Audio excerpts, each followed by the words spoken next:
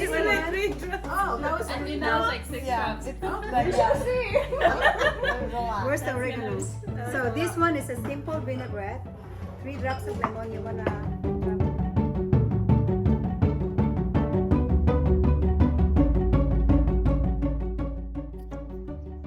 I use doTERRA essential oil because it's safe to consume and it's potent.